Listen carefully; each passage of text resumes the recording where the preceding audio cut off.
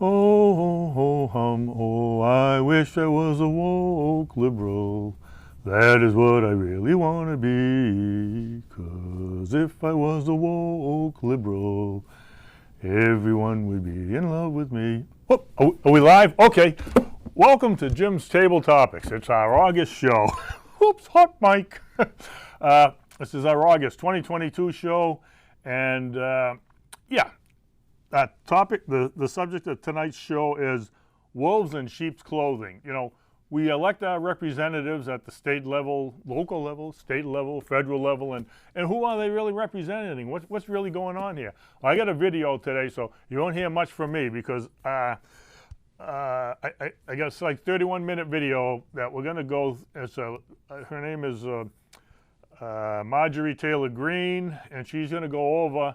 She's a new person, new congresswoman from, I don't even know, Georgia, South Carolina, down south somewhere.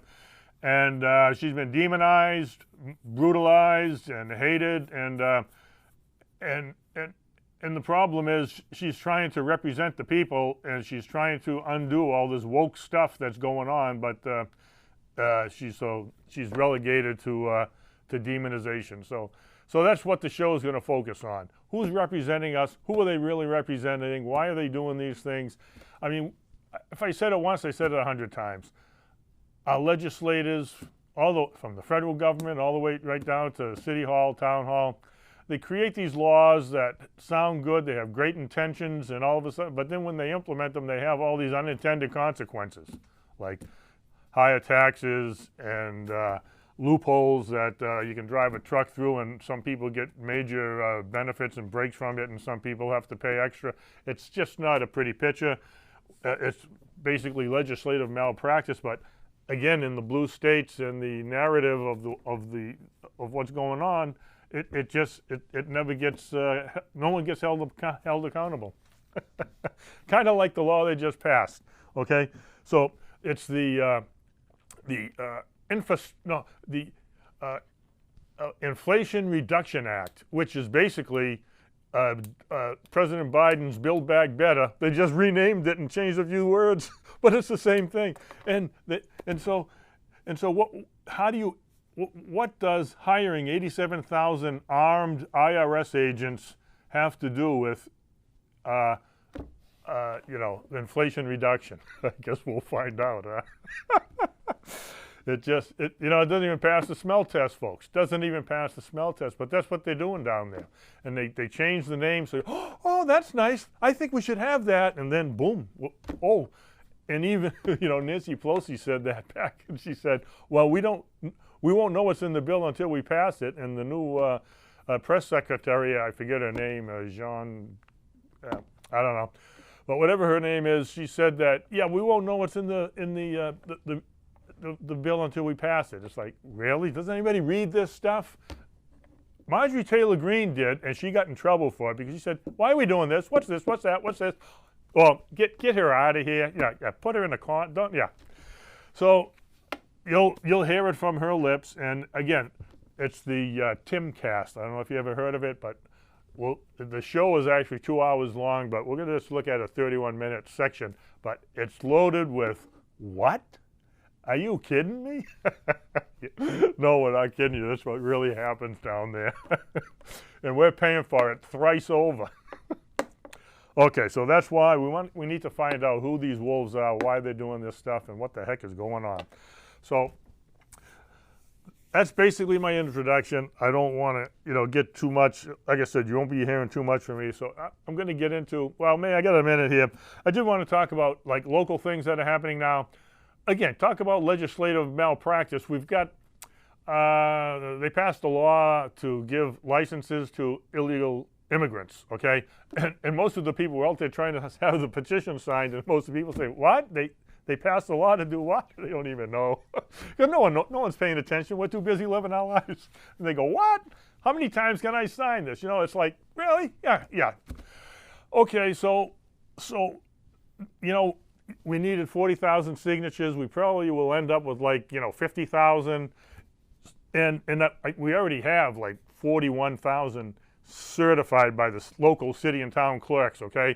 And then it's going to go to the Secretary of State, and then everybody and their brother, all the special interests and all the, the people that, are going to go in there and go over this with a fine-tooth comb and, oh, that signature, no, throw that one out. And that's what happens all the time. And then, oh, sorry, you don't have enough signatures when we have over 10,000 buffer, and they still just, oh, no, that one. They're second-guessing the local city and town clerks know and love their residents and their voters that are on their voter roll. And if they say it's a certified signature, then it should stand unless there's some graven issue that's going on here. But no, they nitpick everything, for the things that are anti-woke. But anything that's woke, it's okay. You just look at the legislate between the Trump and his supporters and Biden and his supporters, right? On the Trump side, there's no crimes, there's no evidence, but there's endless investigations, and people are getting arrested and charged with things that don't stick. And then on the Biden side and the Hunter Biden side, they got laptops, they got evidence, they got crimes, they got quid quo pro. Joe Biden said, if you don't fire that prosecutor who's investigating my son for money laundering in the Ukraine, then you're not going to get your $6 billion, 6 million, whatever it was, foreign aid from the United States. If that's not a quid pro quo, if you don't do this, you're not going to get this money. That's against the law. And he should have been arrested and fired for that. He should have been thrown in jail. That's really bad. But it's okay. You got the crime, you got the evidence, he admitted to it, it's all there. Nothing happens. But on the other side, Lord have mercy on us all. Okay, people. So, all right. Want to get to the good news, okay? Yeah, there's enough bad news to go around. We can have a bad news buffet. It's all over the place. Pick your poison, But the good news is, Jesus loves you, and there's peace on earth if you go and find it, and you live, with your family and friends, and find yourselves, your piece of God's earth.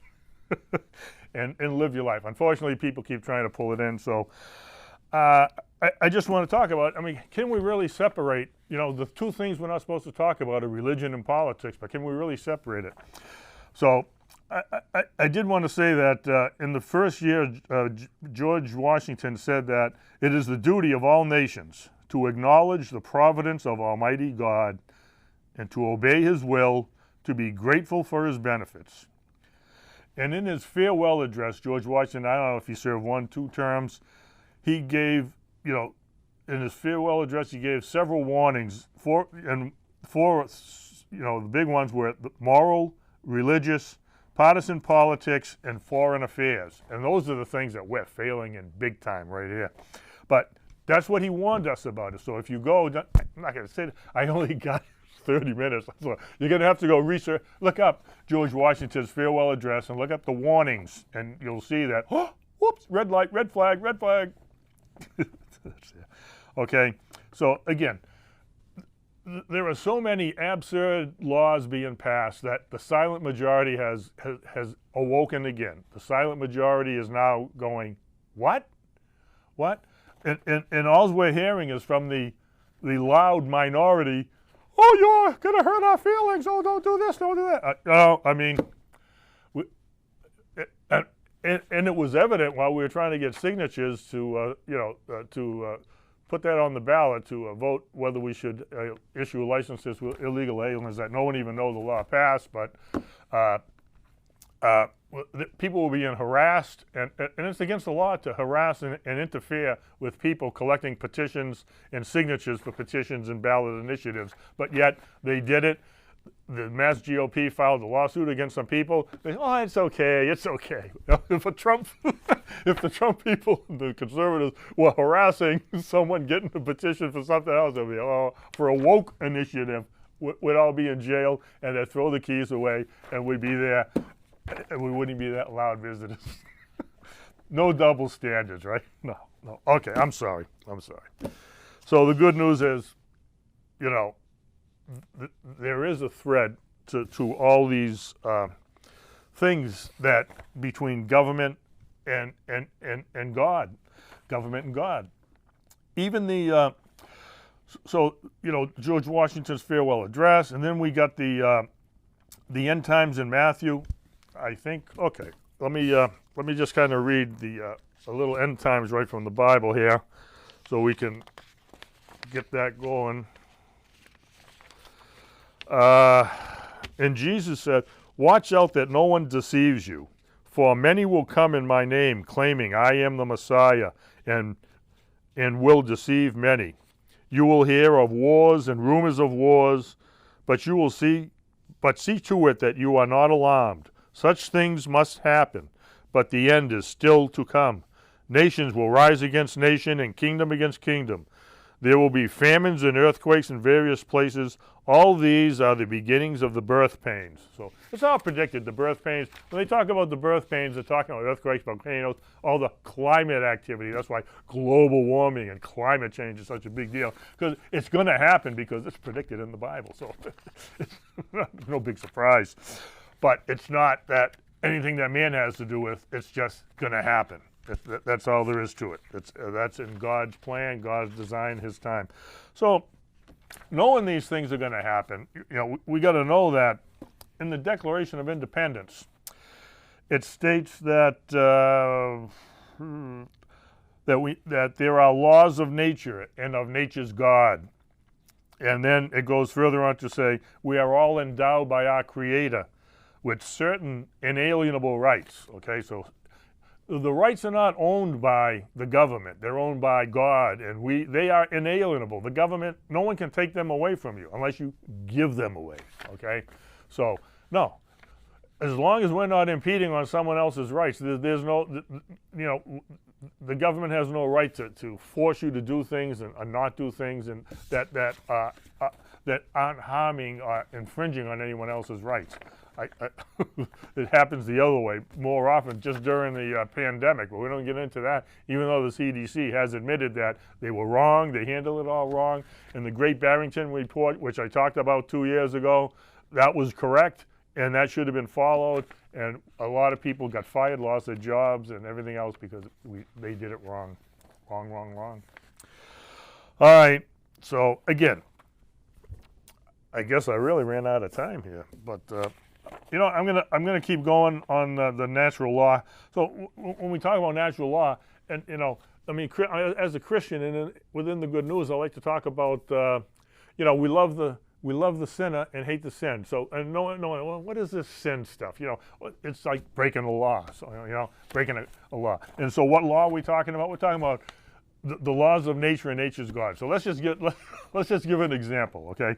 So like say there's a mother, there's bears in Danvers now, right? So you watch out. If there's a bear and a mama bear and her cubs and they're playing, you're not going to go up to that cub and say, "Oh, pretty bear, aren't you pretty?" No, because what's mama going to do? She's going to attack you. And if you go up to that little baby bear and try to do anything or say anything, it doesn't matter. The end result is going to be the same. No matter what your intentions are, good, bad, or indifferent, mama bear will attack. That's all there is. It's that simple, okay? And so there are certain things that we shouldn't do, and this goes right into our school system. What are we teaching the kids and what are we doing? What's right here and what's wrong? We need to find out pretty quick, okay? So, and again, I was going to talk about the fact that like there was this big thing about there's always abuse. People abusing authority. Abusing authority. So discipline is different than abuse and authority. And the Bible says, "Spare the rod, spoil the child." So even in the natural kingdoms, the mother cub. If the baby cub starts misbehaving, the mama bear goes roar. So you yell at the kid, "Knock it off, will you?" And then the cub continues. The mother goes, "Knock it off," growls and swats the little cub. And then if the cub does it the third time, 3 strikes you're out. It's swat, picks him up by the nape of the neck. You're grounded. They're right into the den by the nape of the neck. And so our kids need a little discipline sometimes. And we don't want to abuse them, but we need good, structured, biblical discipline. That's what I'm talking about. And respect. And I think that's a lot of things that's missing. But I'm going to end with that, and just know God loves you, and he's got a plan for everyone, and hopefully you'll find it. And you're not going to, you'll only find it if you look, in the Bible, go to your church, talk to your pastors, priests, whatever, and find your spiritual roots, okay? And then, that's, they're all intertwined, our spiritual lives and our citizenship, okay? So I'm going to leave it with that, and we'll go on to the bad news, okay? So, like I said, I'm limiting my time here because I got a 31-minute video. We'll go to that in another minute or so. I just want to say a few things. We got all these career politicians, okay? They're down in Washington, D.C., and once they get in, they never leave. People keep voting them in, and they keep, I don't know how it is, especially here in Massachusetts. It's like we don't have elections. I think we just have like coronations because the same people go every time. Unless someone decides to move off and get promoted or go someplace else, then there's an opening. And who is ordained to take that place? Okay, it's your turn. You're next. You go. We're all going to vote for you. And that's just the way it is. And if you don't believe me, just look at our what do we got? We got 9 congressmen and 2 senators at the federal level, 100% Democrat, okay? Socialist Democrat that have done everything that Joe Biden and the woke have wanted, and that's wrong. And you'll see when we get Marjorie Taylor Greene talking about this stuff, you'll see just why this is bad. I got a lot of things that I am not going to say now because I'm kind of running out of time here, but I will just say that it doesn't matter whether you're a Republican or a Democrat or liberal or conservative. The only thing that really matters in the deep state is, are you part of the deep state? It doesn't matter. Like Liz Cheney and Adam Kinzinger, they're Republicans. They say they're conservatives, but they're lock, stock, and barrel voting with the socialist agenda. Okay, so and Liz Cheney just lost, and all these deep state politicians need to lose in this election. The red wave is coming, and it's only a red wave because unfortunately the majority is always the Democrats, and we have to, we got to get rid of these bad Republicans too. And we can start with Mitch McConnell and Lindsey Graham and a bunch of other ones it's bad. It's corrupt down there, okay? The deep state is corrupt, and Marjorie Taylor Greene and this guy, Tim, I don't even know what his name is, Tim from the Timcast. So, okay, David, get ready. So we're going to go to the tape.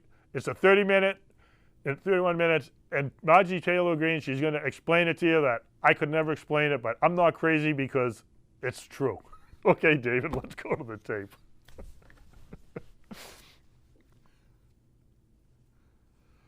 The first person who's actually currently sitting in political office who's come on the show. And, just the way we were talking earlier before the show started, it just, and we'll have that up as a special episode on the website. It's the Green Room. We show the whole behind the scenes. You seem like a regular person. And so with that, tell us about what your experience has been like entering Congress. Ooh. Because I got to say, a lot of people probably have this vision where like you go in and, it's your first term and you create a bill and then everyone stamps it. Yeah. You were telling us about how they just like do voice votes. Yes. Oh my gosh. I want everyone to know this. And if you hate me, you still need to know this. Okay. So when I got kicked off committees, I was like, all right, I'm brand new here. I want to learn how this place works.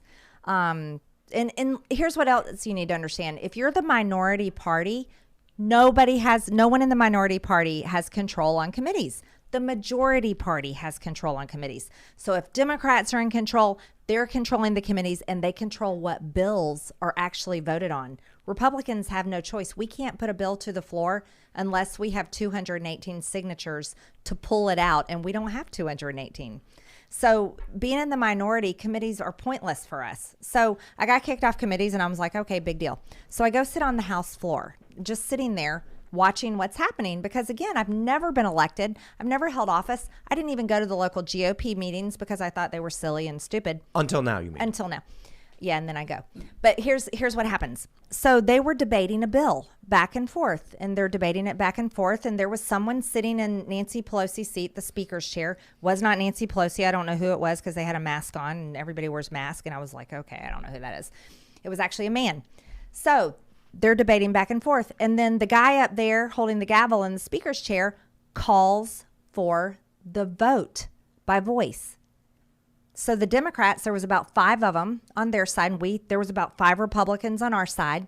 The Democrats, it's their bill, so they're like, yay, and they're saying, yay, they want to vote for it.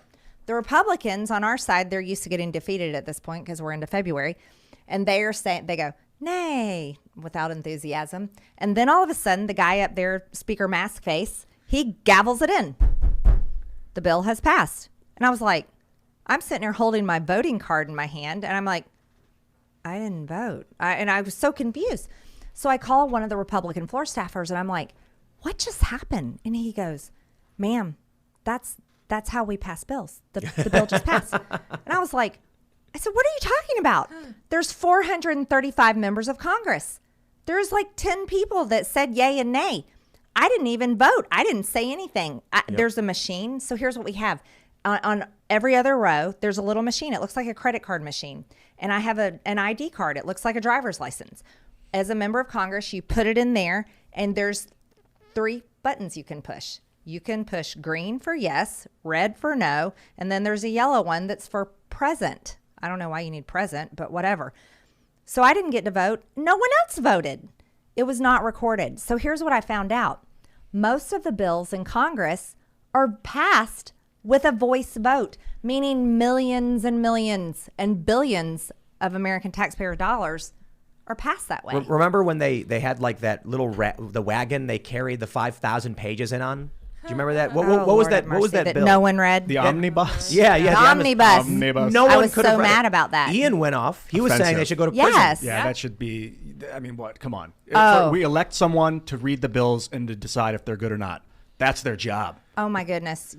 I agree with you. We should read the bills because I can tell you there's horrible things in them. Isn't it crazy that you're Like saying that? $25 million for butterflies. I love butterflies, but do I want to spend, what about $25 million for desert fish? Well, what about desert fish? $10 million for Pakistani gender studies programs? Oh, it's so important. Pakistanis don't know what gender they are. How many genders do Pakistanis have? Why are American taxpayers paying for and that? speedboats for Sri Lanka. I remember that one too off the top of my head. But I don't believe in many laws, but I definitely believe in the law that congressmen and women should read the bill before they vote on it. I also believe in term limits and on mandatory drug testing of members of Congress. Where do you stand on all those 3 issues?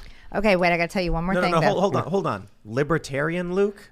As long as the government creates laws to govern itself, fine. Otherwise, stay out of my business. I think people should be allowed to do Psychedelics? Yeah, drugs. Yeah, but a lot of the I get your point, The though. I get your representatives are Not at work, though, because then believe me, they're not reading the bills. Yeah, like on a long Trust me, weekend, if you would maybe. find out what the politicians are really up to, especially when they're flying on those airplanes and hanging out on those islands and hanging out with Mr. Epstein, you would want to know exactly what they're doing, and I would want mandatory drug testing for all of them because there's some funny business to say the least. That is So a you good, don't want somebody on drugs making your chili cheese dog.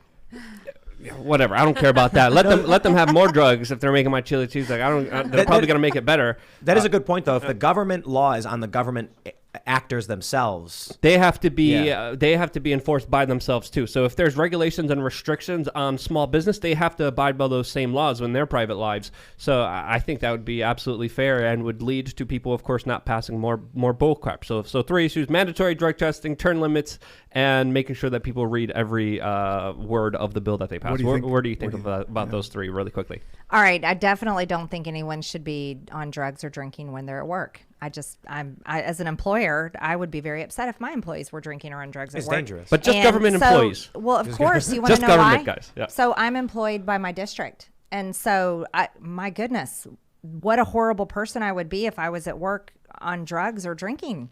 They would fire me. They should fire me. That's how I view that. What was your other one? Mandatory term limits. Okay, so you know who the problem is? Who? The staff. The Exactly. staff never stay. leaves. Yep. Guess what? So I'm going to go into this a little bit. When I became a member of Congress, I was given, so here's how it works, you guys. Every member of Congress is allotted a certain amount of money per year. So for my district, my allotment is $1.4 million. With $1.4 million, I have to hire my staff. I have to pay for district offices. It's like a mini business. Each member of Congress is like a mini business, and you have to stay within those bounds. If I spend more than that, guess what? I have to pay for it out of my campaign funds. So that's a big no-no, right? So $1.4 million. But here's the deal. So when I went to Washington and I had to hire staff, I'm like, who do I hire? Well, guess what? There's a whole bunch of people President Trump just left office. There's a bunch of people looking for jobs.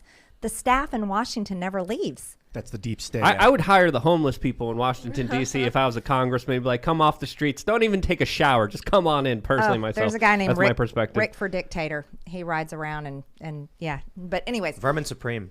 Yes. He would be my chief of staff.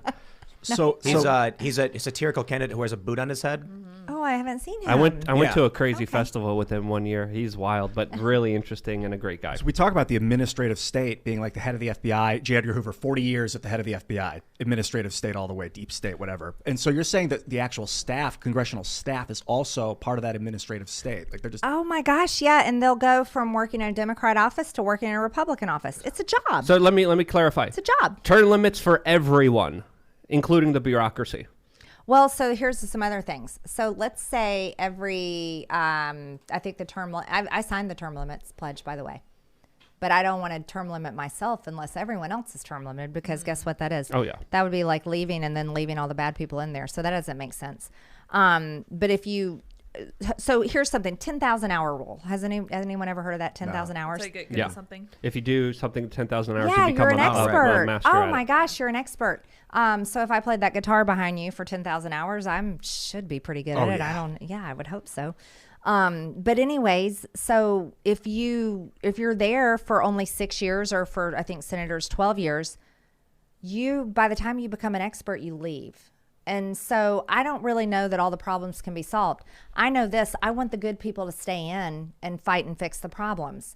So the term limit issue is really interesting. If you only term limit the members of Congress and the senators, but you never term limit the staff and the changes there, then essentially you're not solving any problems. Yeah, that's why I say term limit all of them. I think it's rotten to the core, and I think the more we have new people in there, the less government does. And that, to me, any kind of expert in government, I don't like, because they're doing more government stuff. But that's my own personal opinion, and we could agree to disagree with there. And like I think regime change. Yeah, and neocon wars that, of course, don't produce anything and destroy American soldiers' lives, destroy our economy, and absolutely just fill the bankrolls for multinational corporations like Halliburton that are able to make too much money. Lockheed Martin, all of them are just absolutely controlling a lot of our policy that also just quite benefits them at the same time. It's crazy Right. what's happening in Washington, No, D.C. I say neocons. fire all of them Yep. myself, but that's just my personal perspective and opinion. I'm telling people vote in the primaries. Oh, primaries are where it's at. Get rid of all the neocons, the establishment. It's not the general.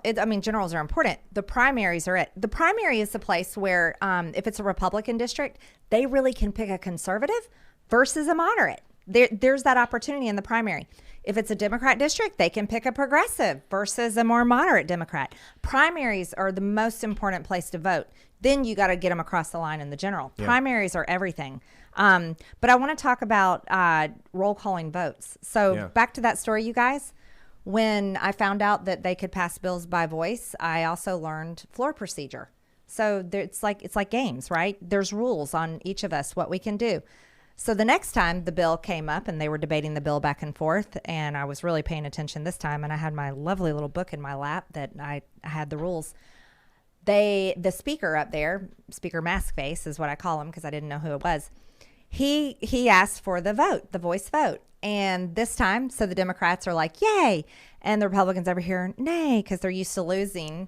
And right as Speaker Maskface is about to gavel it in, announce the bill has passed, the rule is, as a member of Congress, and any of us can do it, you have to get to the microphone right then, and you have to say, Madam Speaker, I ask for the recorded vote.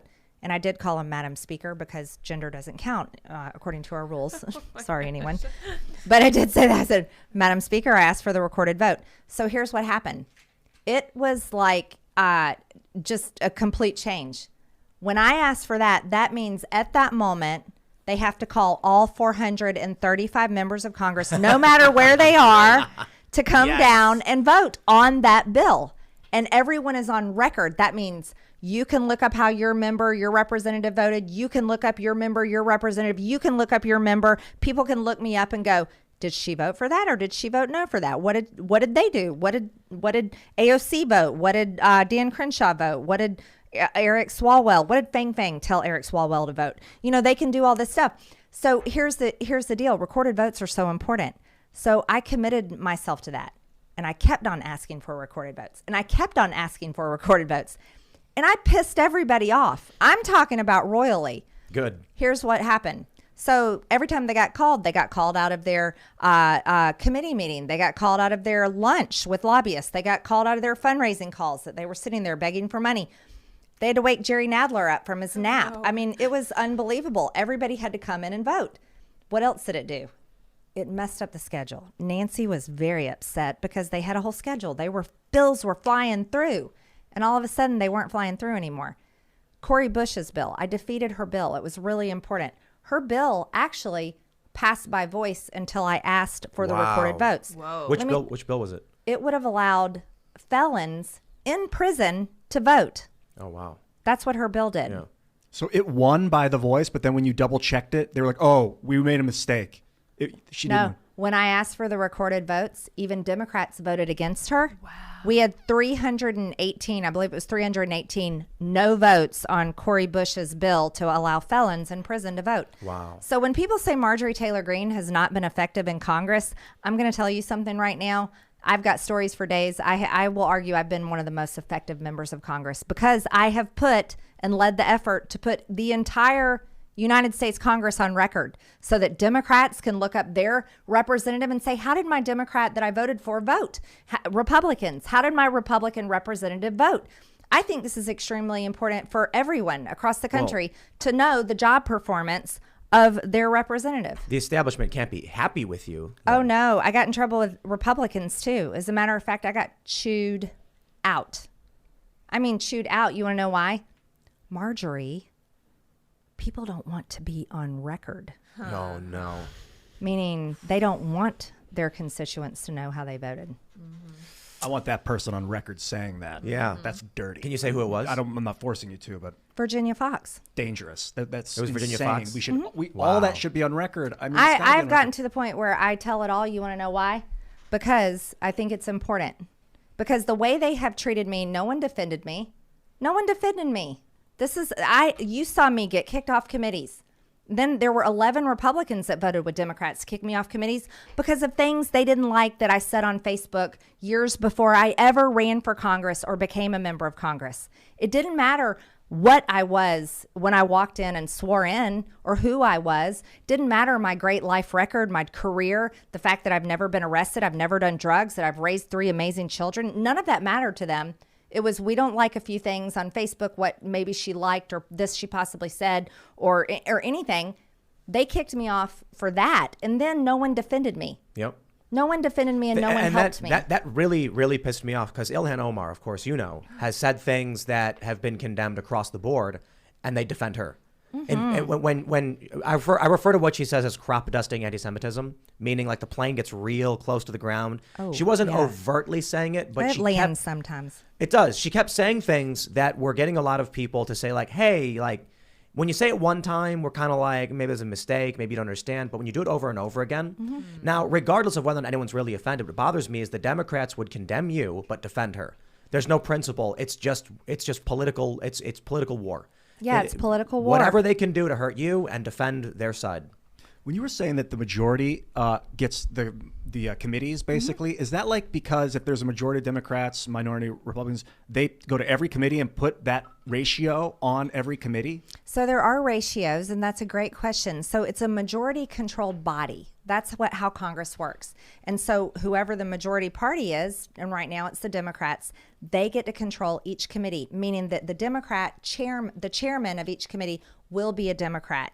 And that chairman of each committee, say chairman of Judiciary, which is Jerry Nadler, He will control which investigations they do. He gets to control which bills Judiciary Committee, which bills come out of Judiciary, and which bills go to the floor that we all vote on. And so a majority controlled Congress means that the Democrats or Republicans, whoever's the majority, controls all the committees. Kind of like and a the bills. uniparty. Yeah, like they just say, well, this we have it now. This is our uniparty. But maybe if it was 60-40 and like the Republicans chaired 40% of the committees and the Democrats chaired the other 60, that might not work? No. And they've tried that before? No, how it works is no. Whoever is the majority controlling party, they control all the committees. Well, so not even let's- split them up. Let's talk about the midterms that are coming up. 2022, they're saying there's going to be a red tsunami.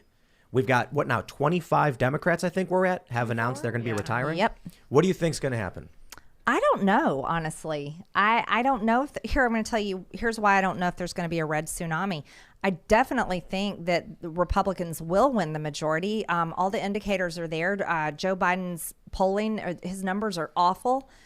People are very upset about the inflation, crime, the border. People are freaked out over things like vaccine mandates, masking kids in school, the long shutdowns. Will there be more? The nonstop talk of the never-ending COVID-19. We had never-ending wars. Now we have never-ending COVID-19. Where is that going? Authoritarian control. These are issues people really care about. Other things people care about is election integrity. That issue has never gone away. It's still really important. People still talk about it. People also care about the pretrial January 6th defendants.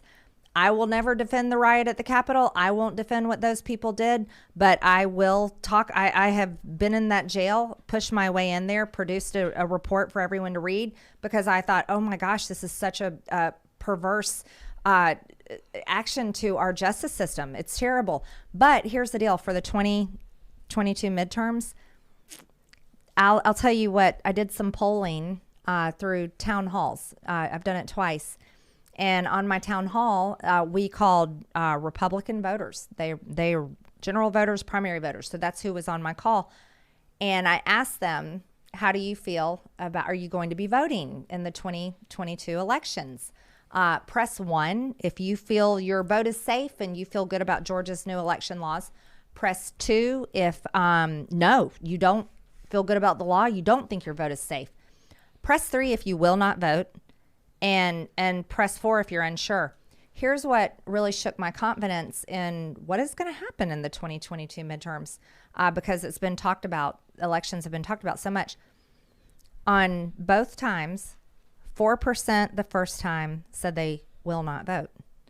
The second time, 5% said they will not vote. Wow. Let me tell you why that's terrifying. Because in Georgia, in 2018, Stacey Abrams almost became governor. Brian Kemp barely won. And if you take 4% of his total votes and they don't vote, Stacey Abrams would have won in 2018. So the reason why I say I don't know if it's going to be a tsunami or not, because I travel the country. I've been all over the country this past year because I wanted to get out and bring a message of positivity to people. Those people I talk to are everywhere. I think there's that percentage existing, especially in states where they really feel like their votes were stolen.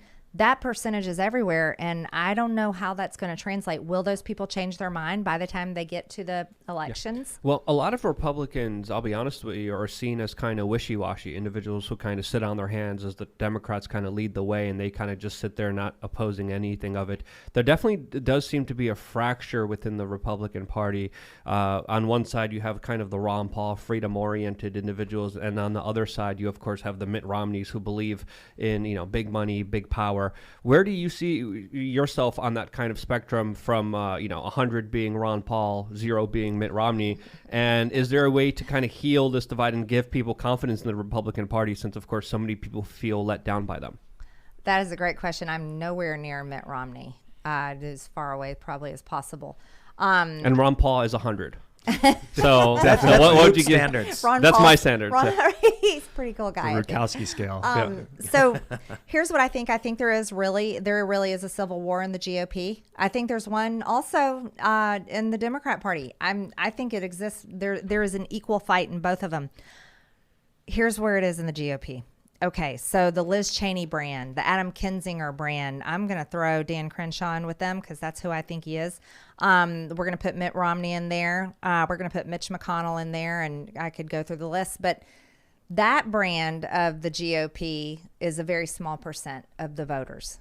The wide base of voters are conservative. They're definitely on my brand of politics. They're definitely more Freedom Caucus, which is I'm a member of the Freedom Caucus. They're definitely the small government constitutionalist, pro-freedom, pro-America voter. That's who the Republican base is. Now, the big money donors, like I was talking about Paul Singer over at Twitter, right? That doesn't like me and hates President Trump. I think he hates me actually too. Oddly enough, we're no longer on Twitter.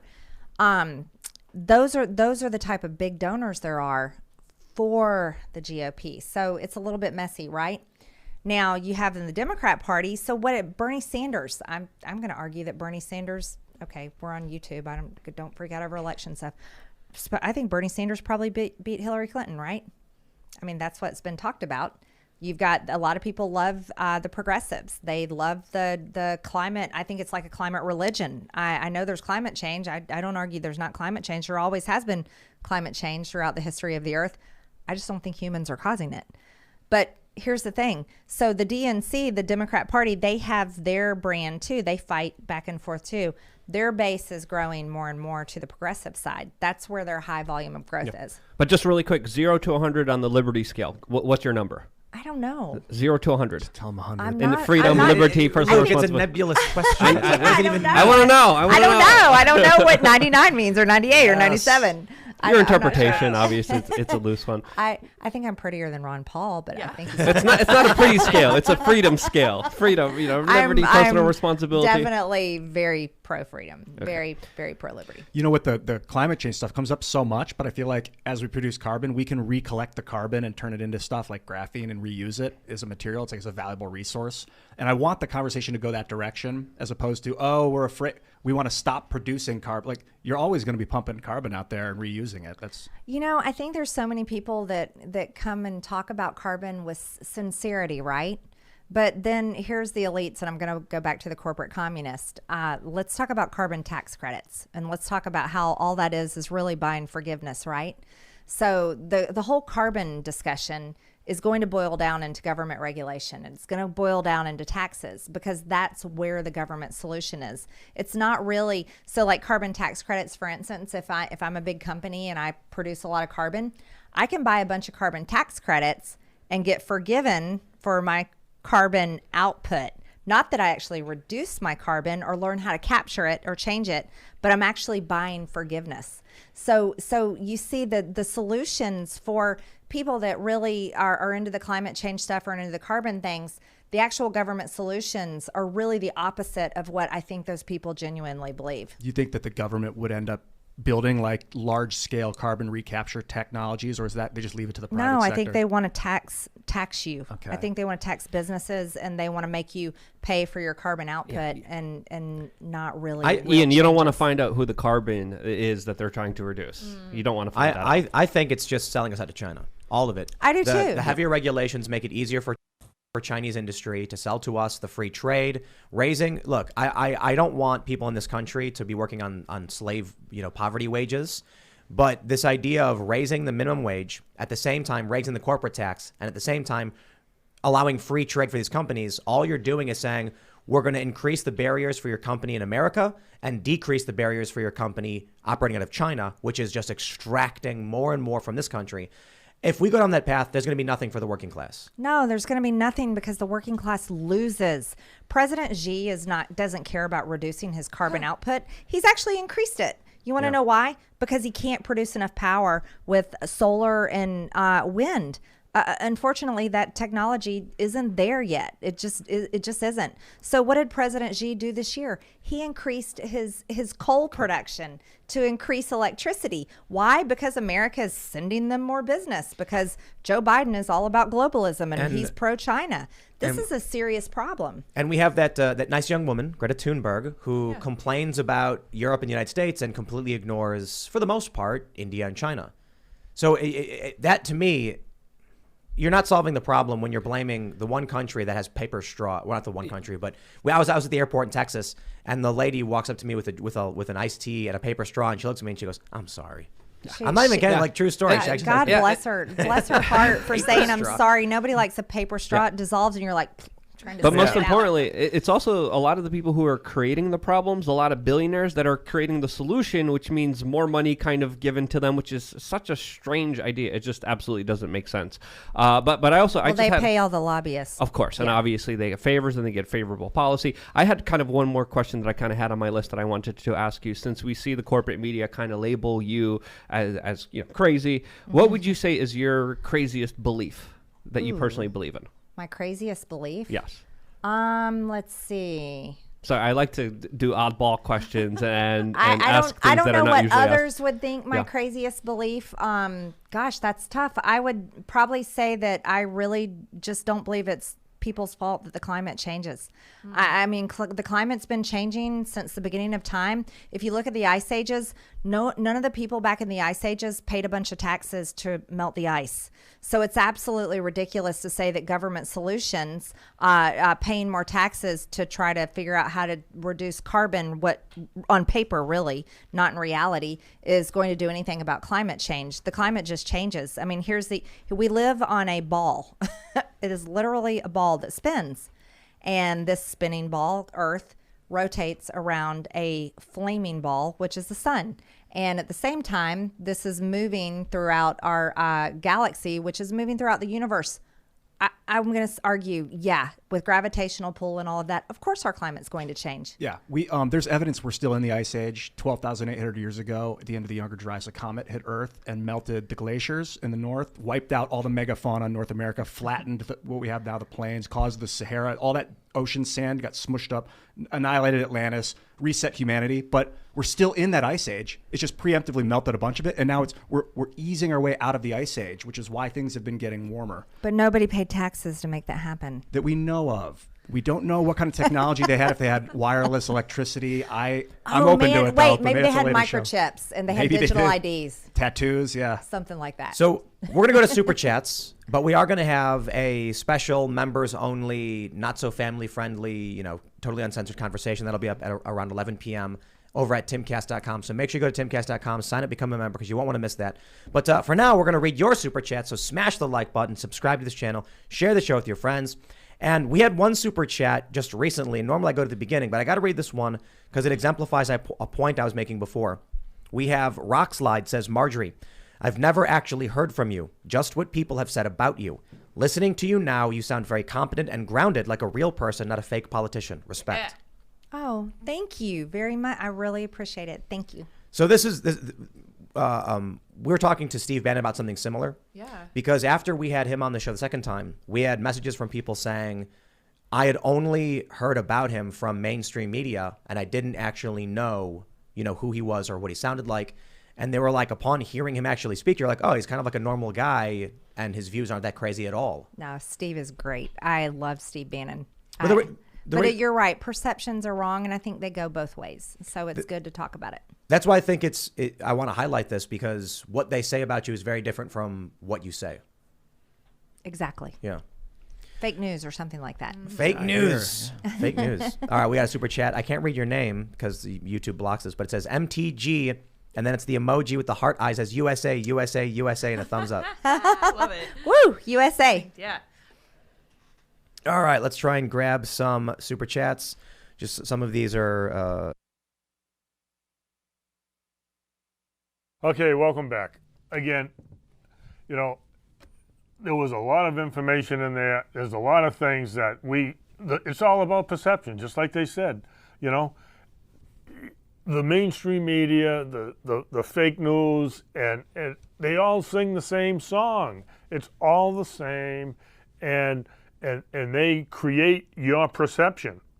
And so when you actually hear the person and see the person and that you have this perception about, and you go, and like people said, oh, I had a whole different perception because,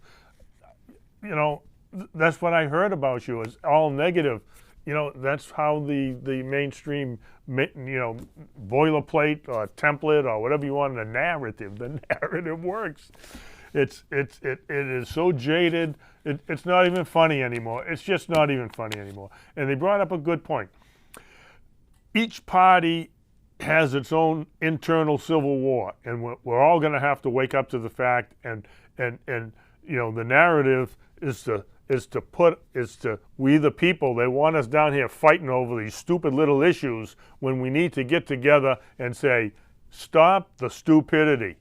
And we got to vote these people out. We really need to just vote them out.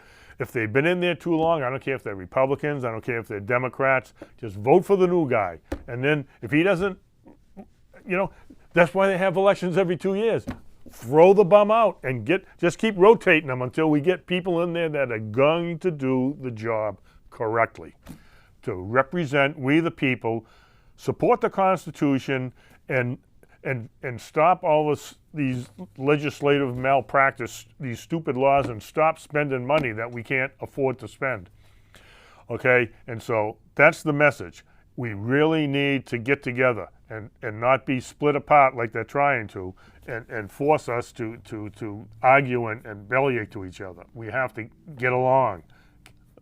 Isn't that the old saying? Can't we just get along, please? Can't we just get along? I mean, and again, as a Christian, I'm commanded to love everyone, even my enemies, and I do. I mean, it's hard. Don't get me wrong. It's difficult. I mean, I'm a better person than I was last century. I'm getting better every day. But we all have baggage, don't we? But it's our character is what we do 80 to 90% of the time. We're all sinners. We all make mistakes. So we all have to just work with each other. Let's work on our positives. And let's not focus on the negatives unless it's a real intrusional violation of the law. I mean, we have laws and we have just politeness. Can't we all just play nice in the sandbox, as they say, and just work together for the common good. They say it takes a village, but yeah, it does. We all have to work together. And if you look at what's going on with these school committees as been across the country, the school committees and the teachers are kind of at war with the parents. They have a code, right? They got a code. Did you know this? I just found this out the other day. So if you're complaining, Merrick Garland wants to know if you're a domestic terrorist if you complain at the school committee meetings. But they actually do. That you're either receptive to the ideas of the school, you're acceptive to the progressive stuff they're teaching, or you're rejective. So you're one or the other, okay? So those are the terms. They may kind of use some other different code word, so it doesn't look like it sticks out like a sore thumb. Oh. But don't worry, we're labeled, I'm labeled, I'm sure I'm the worst. I am probably the worst person on the planet, and if I was gone, everything would be much better, right? No, there's 7 billion people on the planet. The people that are making it worse are the ones that are in charge, the tyrants that are hoarding and just obfuscating all the resources, jet setting across the planet and going to their, as they said, who went to the sex islands with Epstein? Yeah, that's what they'll go and raid Mar-a-Lago and Trump all day long, but you're never going to see what's on Hunter Biden's laptop or that list that Ghislaine, whatever her name is, the list of all the clients that went to the island and took the Lolita Express. And don't kid me, because the Lolita Express was a big joke back in the late 90s when Bill Clinton was on it and when he was president. So yeah, the list is there, it exists, and they're all on it, and that's why they're all covering their own little behinds, okay? That's why the deep state has something. That's how the mafia works. They have something on you, you do it this way, this is, we're going to expose this is going to happen, and so that's why just vote them out. Then we don't even have to worry. You know what? They got baggage. We got to vote them out. That's all we got to do. It's that simple. You have to have the intestinal fortitude to just say, enough. If there's a Democratic primary, then vote for the non-incumbent Democrat. And same thing with the Republican. If there's a rhino, vote them out. Vote them out. And all these entrenched people, they got to go. And then we can rotate them every 2 years. If they're good, they can stay. If not, because they're never going to vote themselves term limits. They just won't do it. So we have to do it at the ballot box. As if they don't, jerry rig the ballot boxes. But that's another story for another day, right, people? Nothing to see here. Move on. Yeah. Yeah, it was kind of funny. I was thinking about that as I'm out there getting signatures for the petition, and I'm saying to myself, we got mail-in ballots. Why can't we just mail in your signature for these petitions? Just go online, fill it out, send it in. You know what? Why is it so hard for certain things and so easy for other things? I don't know. Why is that? Okay, but again, we digress. I could go on, but I hope you heard what Marjorie Taylor Greene has exposed here. They're voting on things and no one's there. They're not doing their job. They're all out there playing, having lunches with the lobbyists and doing everything but reading the bills that they're voting on. They're not even voting on them. It's not even funny. We have to take action, and it's got to be at the ballot box, and it's got to be now. Now is the time. Okay. All right. I'm down to less than three and a half minutes, so I'm going to end on a little good news. And again, I can't emphasize it enough. Yeah, there's enough bad news to go around, and if you want to keep voting for the bad people, the bad news is just going to keep coming. I don't care either way. It doesn't matter to me, because I believe that the kingdom of God is at hand, and it's in your spirit, and you can live happily and joyfully, not slap happily, joyfully, without worrying about all these worldly cares. I mean, we all have to. We're living in the world. We have to do our part to do good, and with us, provide for our families and do all these things that we have to do and help people along as we go. We try to help as many people as we can, and that's what we do. Where we are, we don't, whether they think globally, act locally, but these people I don't know what the heck they're thinking when they create. Actually, they don't even write the laws. It's all those people that. It's all the lobbyists and those career administrators that are buried in the bureaucracy, or the bureaucrats that are writing all these bills. The congressmen and the senate, half of them don't even read it. They might skim it, give it a little Evan Wood. Yeah. No, wrong. Only you can stop it with your vote. You got to get the incumbents out. That's the only way. It's the only way. God loves us, and we have to pray to him to get a little serenity. God, grant me the serenity to accept the things I cannot change, to change the things I can change. Oh, the courage to change the things I can, and the wisdom to know the difference. Okay, so we need to know. We got to do our research. The serenity prayer. It's all about serenity. It's all about acceptance. It's all about courage and wisdom. Okay, you can be the smartest person in the world, but if you don't know how to apply your knowledge, the wisdom is the application of knowledge. You can know everything, but if you don't know how to apply it to the situation, then it's not going to help you. Common sense is lost. We don't have people that can solve problems anymore. I think all I see is problems being created. Again, it just calls for prayer. God have mercy on us all. Okay, that's it for tonight's show. Again, I cut myself short with all that tape, but there's always next month. Okay, we got the primary coming up September 6th, and there's just so many things happening. You got to try to keep up with the pace. I mean, I'm the chairman of the James Republican Committee, looking patch. We have our meetings the third Wednesday of every month. So next one, it'll be the third Wednesday in September, right after the primary. and we'll just be talking about what's going on. We got the schools are starting up, and the selectmen will be getting back to having their meetings, and just who knows what we can talk about. Okay, God loves you. I love you. Good night, everyone, and we'll see you next month.